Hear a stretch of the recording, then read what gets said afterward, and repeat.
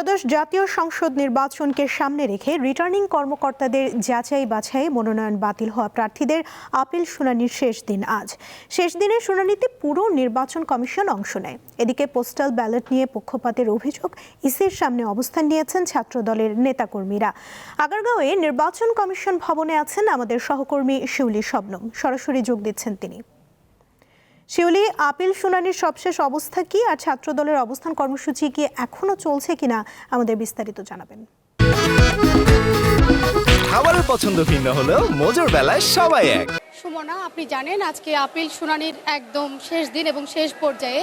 তবে যেহেতু শেষ দিন, এখনো পর্যন্ত শুনানি চলছে এবং এই মুহূর্তে প্রার্থীদের দ্বৈত নাগরিকত্ব বিষয়ক যে শুনানি সে আপিলের উপর শুনানি চলছে এবং এখন পর্যন্ত আমরা যতদূর তথ্য জানি যে ফেনী ৩ আসনের বিএনপি প্রার্থী আব্দুল আওয়াল মিন্টু এবং কুমিল্লা ৩ আসনের কাইকোবাদ সহ এরকম 12 থেকে অন্তত 14 জন প্রার্থীর যারা দ্বৈত নাগরিকত্ব বিষয়ক প্রার্থী বিভিন্ন দলের, তাদের শুনানিগুলো এখনও বাকি আছে। সেই শুনানিগুলো ইসি আরও কিছুক্ষণ পর সেটার বিষয়ে নিষ্পত্তি করবেন। এবং এর বাইরে যদি আপনাকে একটু বলি যে আসলে সকাল থেকে আজকে যেসব শুনানি হয়েছে সেই শুনানির মধ্যে এখন পর্যন্ত চট্টগ্রাম 4 আসনের বিএনপি প্রার্থী আসলাম চৌধুরী তিনি তার প্রার্থিতা বহাল রেখেছে ইসি, কারণ আসলাম চৌধুরীর প্রার্থিতার উপরে আসলে প্রার্থিতা বাতিলের বিরুদ্ধে আপিল করা হয়েছিল তাকে ঋণ খেলাপি অভিযোগ করে। তবে ইসি শুনানি শেষে আসলাম চৌধুরীর প্রার্থিতাকে ফিরিয়ে দিয়েছেন।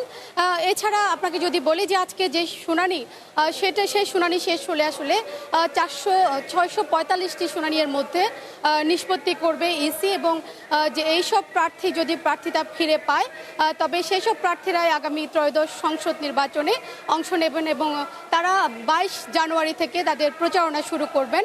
এর বাইরে যদি আপনাকে একটু জানিয়ে রাখি, এদিকে শুনানি চললেও সকাল থেকে ঠিক 11টার পর থেকে নির্বাচন কমিশনের সামনে 3টি দাবি নিয়ে ছাত্রদল নির্বাচন কমিশন এক ধরনের ঘেরাও করে অবস্থান কর্মসূচি নিয়েছিল এবং সেই অবস্থান কর্মসূচি আসলে তারা এখনো পর্যন্ত চালিয়ে যাচ্ছে। এবং আপনি জানেন তাদের যে অবস্থান কর্মসূচির দাবি তার মধ্যে অন্যতম ছিল পোস্টাল ব্যালটের যে বিন্যাস সে বিষয়টি এবং একই সাথে পোস্টাল ব্যালট বিতরণের ক্ষেত্রে বেশ কিছু অনিয়মের কথা তারা বলছেন এবং একই সাথে নির্বাচন কমিশন নিরপেক্ষতা দুষ্ট বলে তারা অভিযোগ করেছেন। এবং আপনাকে আরেকটা তথ্য জানিয়ে রাখি, কিছুক্ষণ আগে এখানে বিএনপির মহাসচিব মির্জা ফখরুল ইসলাম আলমগীর এসেছেন নির্বাচন কমিশন ভবনে এবং শুনানি শেষ হলে আশা করা যাচ্ছে মির্জা ফখরুল প্রধান নির্বাচন কমিশনার সহ পুরো কমিশনের সাথে হয়তো বৈঠক করবেন এবং সে বৈঠকে আসলে কি বিএনপির পক্ষ থেকে কি দাবি উপস্থাপন করা হচ্ছে অথবা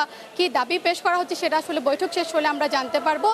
তবে এখনো পর্যন্ত ছাত্রদলের যে অবস্থান কর্মসূচি সে অবস্থান কর্মসূচি তারা আসলে চালিয়ে নিয়ে যাচ্ছে এবং তারা বলছে যে যদি ইসি দাবি মেনে না নেয় তাহলে তারা আসলে রাতভর এই অবস্থান কর্মসূচি চালিয়ে যাবে এবং আসলে এখন দেখার অপেক্ষায় শেষ মুহূর্তে কি সিদ্ধান্ত নেয় নির্বাচন কমিশন। তো সুমনা, এই ছিল আমার কাছে নির্বাচন কমিশন থেকে সর্বশেষ খবর। শিউলি, ধন্যবাদ আপনাকে।